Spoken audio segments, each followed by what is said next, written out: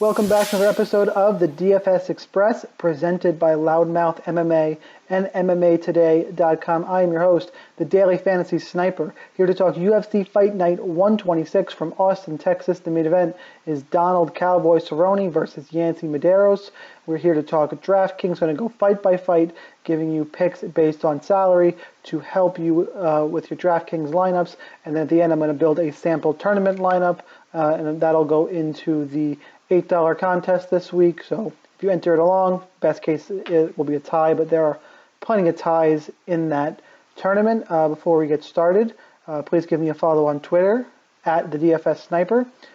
Subscribe to my YouTube page if that's where you're watching this episode, the Daily Fantasy Sniper.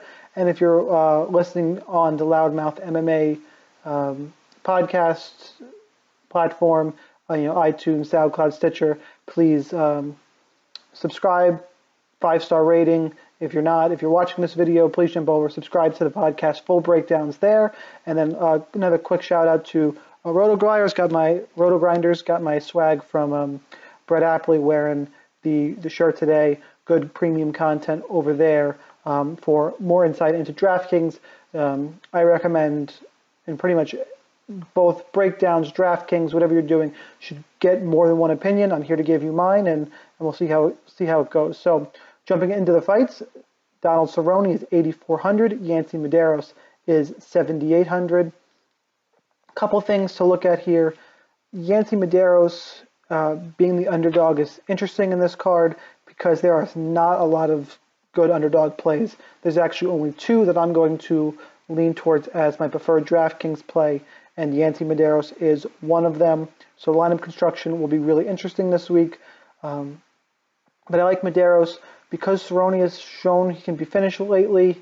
Not even just lately, he's been hurt, especially to the body. As has Medeiros, I just think this fight is going to become a war. Cerrone also struggles with southpaws and pressure fighters, and Medeiros is both of those. He is a southpaw who will pressure and back up Cerrone. I think eventually he wears him down and gets a late finish here. A lot of people are on Medeiros. I think he's become a little popular and trendy as an underdog play. But I don't mind that, especially in cash games. You could stack this up. Medeiros has been hurt in tons of fights. This is definitely not a lock by any means. Either guy can come out with a finish here. I'm going to lean Medeiros just stylistically because of the southpaw and pressure fighting. I'll take Medeiros as my preferred play at 7,800. Marcin Tybura, 8,300. Derek the Black Beast Lewis, 7,900. Derek Lewis is a little overhyped. I've bought into it at times. Guilty, but he was losing against Shamil Abdurakhimov before he got a late finish. He was hurt badly against Travis Brown and got saved by the bell in that fight before he got a finish, I think in the second round. Arguably, he lost that decision against Roy Nelson. Coming off of a back injury, he pulled out of a fight against Fabricio Verdum because of it. Back injuries don't really go away.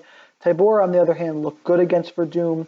Lewis's only path to victory in this fight, by the way, is getting on top. Ground and pound is how he wins all his fights. I think Tybura has got a good kicking game. He's going to be able to use those kicks to maintain distance, keep this fight upright.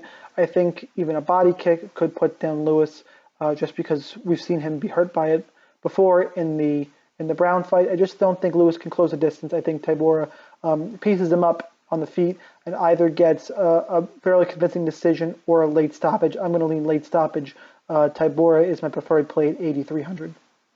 James the Texecutioner Vic, 9,000 against Francisco Trinaldo, 7,200. I just think Vic is going to wear down Trinaldo in this one. Trinaldo was in a title eliminator, I think it was last year against Kevin Lee. I think that's kind of the beginning of the end in terms of him getting a shot. James Vic, I think it's going to wear on him, use his length, make this kind of a grinding type of fight. Vic just needs to survive the first 5 minutes against Trinaldo, and that kickboxing, I think he can. And like I mentioned, I just think Trinaldo is going to gas out, wear down, and Vic will be able to pour it on, pressure late. And I also think he'll get a late finish. James Vic at 9,000 is my preferred play. Thiago Alves, 8,600 against Curtis Millender, 7,600. I just think Alves is going to be able to use his experience, distance control. He has the takedown upside here. Millender is just a striker. I don't think he's well-rounded enough to take on Thiago Alves. The one worry here is that Alves is getting older and that cliff is approaching. So because you're hurting for underdogs, I can see making a case here for Curtis Millender being viable. The pick in the fight, though, is Thiago Alves, and that's the way I'm going to lean here at 8,600. Brandon Davis, 8,700 against Steven Peterson at 7,500. Brandon Davis really let me down against Kyle Bochniak. He did defend takedowns, but Bochniak just makes fights ugly, and we didn't see the Brandon Davis we saw in his previous fights on the Dana White Tuesday Night Contender Series. There was no pressure. He needs to push forward. I think he'll be able to do that against Peterson, stop enough takedowns. I'm going to give Brandon Davis one more chance here. I think he's all around better. Peterson is going to want to get this fight to the ground. It's where he succeeds. I don't think he'll be able to, and Brandon Davis is my pick at 8,700. Sage Northcutt, 9,200 against Thibault Goudy, 7,000. This is a tailor-made matchup for Northcutt. Goudy has been finished 3 times in the UFC. He beat Andrew Holbrook last time out. Doesn't do much for me. Northcutt just needs to stop the takedown. I don't think Goudy presents issues that way. I think Sage will outclass him on the feet. And Northcutt, for what it's worth, I think will improve in the future, working at Team Alpha Male, especially in the grappling. And he's only 21 years old. Similar to Jake Matthews, he should continue to get better. And this is just a great matchup against Goudy. The price is a bit much, but Northcutt's my preferred play at 9,200. Jared Gordon, 9,300, the most expensive fighter on the card, against Diego Ferreira, 6,900. Ferreira coming off a 2-year USADA suspension. We've seen guys look really bad coming off of those. Even the chin we saw from Gleison Tibau a few weeks ago got knocked out by Islam Makhachev, who wasn't a heavy hitter. Gordon's going to want to get this fight to the ground. I think he's going to be able to. I think he's just better than Ferreira, especially off the juice here. I know Ferreira was able to beat OAM, but again, 2-year layoff, ring rust, substance, all the things point to Jared Gordon here. The one thing he has to look out for is the BJJ game of Ferreira. I think he's able to avoid the submission, use his wrestling, and get a decision here. The price is a bit much, but he is definitely my preferred play at 9,300. Jeff Neal, 8,900. Brian Camozzi, 7,300. Can't believe I'm saying it, but Camozzi is the other dog I'm leaning towards as a viable play here. Jeff Neal is making his UFC debut. He's not well-rounded. He throws, his nickname is Hands of Steel. He's going to go out looking for the knockout. It's really all he has.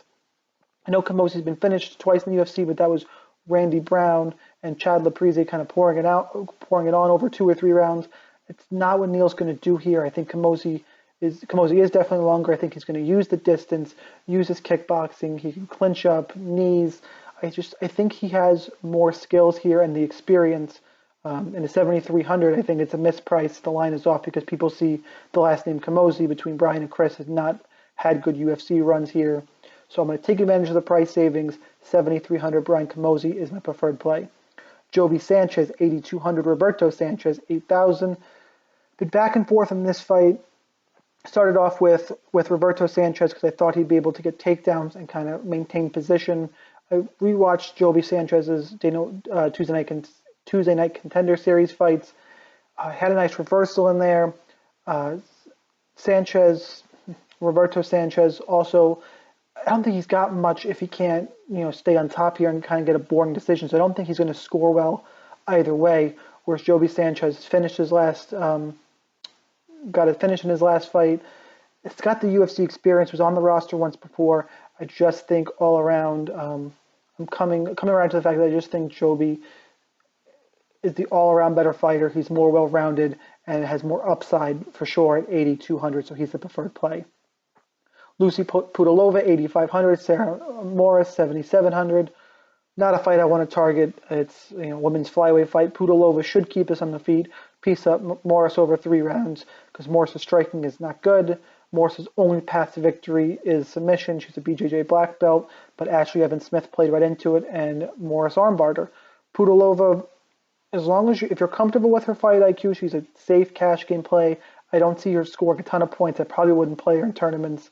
She's the preferred play at 8,500 because I think she's the better fighter, but I'm not really interested in either one of these ladies for the price. Oscar Peixota, 9,100 against Tim Williams, 7,100. I'll take Peixota. I think he's a little better everywhere on the feet, grappling, Williams is just not UFC caliber. He's on the Ultimate Fighter. He's okay. He's a solid pro, but I just think he's a step below UFC level here. And Peixoto is an interesting up-and-coming prospect, so he's my preferred play. Alex Morono, 8,800. Josh Berkman, 7,400. Morono should walk through Berkman. Berkman is just shot. He's got one win, and I think he's 1-6 in the UFC or something crazy like that. Morono lost to Keita Nakamura last time out, was taken down a couple times. That's Berkman's only path here. He's got to get the takedown. I don't think he's going to be able to against Morono. Morono's no slouch on the ground. Berkman doesn't have a chin. He's, I think, going to get pieced up on the feet and probably put down. So Morono is the preferred play at 8,800. I will say everyone's on Morono, and that's my pick as well, obviously, like I just said. But this is a fight that there's one fight every card you kind of get that funny feeling on. I just have a weird feeling we might see something screwy here, and Josh Berkman somehow pull out a win at 7,400. Nothing in fact to that, just an odd feeling I have. Morono's my pick, and breakdown, he is who should win this fight. Just for what it's worth, I have an odd feeling. But Morono, preferred play, 8,800. Over to DraftKings, as I mentioned in the open, going to build a tournament lineup for the $8 hook. Always want to leave a little bit of salary on the table if you're trying to win this whole thing, which of course is the object of the GPP. You're not trying to min cash, trying to take down a tournament. So you should try and be different, leave some money on the table, or just general guidelines I try and follow. So as you noticed, and I think I mentioned, we're hurting for underdogs on this card. You're going to need to save salary. And I think a lot of people are down on Brian Camozzi, so I'm going to put him in at 7,300 and kind of see what I have to work with here. 85.40 is the average left for the next 5 fighters. I don't think that's going to get it done in terms of... I can't hover in the mid-range there. I'm not comfortable enough. I'm not even sure it's entirely possible. So I'm going to go ahead and take Yancy Medeiros. I do think that fight ends in a finish, a good tournament play. And now I have some more flexibility salary-wise at 8,700 and change. So now,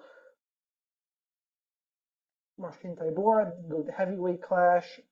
Again, I think it's a good tournament play. I'm going to put him in as well. Same thing with Joby Sanchez.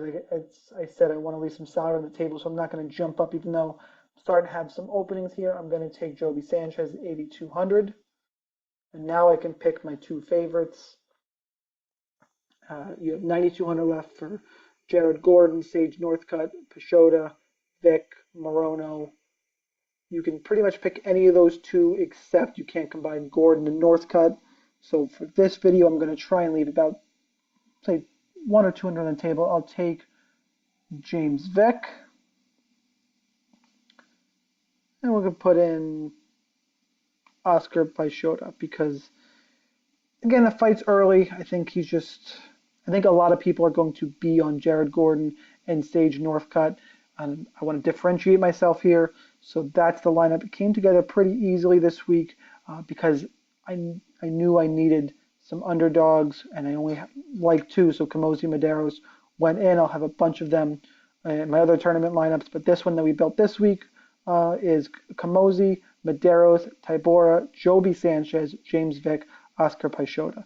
That's what I have for you this week. Please give me a follow on Twitter, like this episode, subscribe to my YouTube page, give me a shout on Twitter. Always love talking fights with you guys. Good luck in your contest. I will see you next week.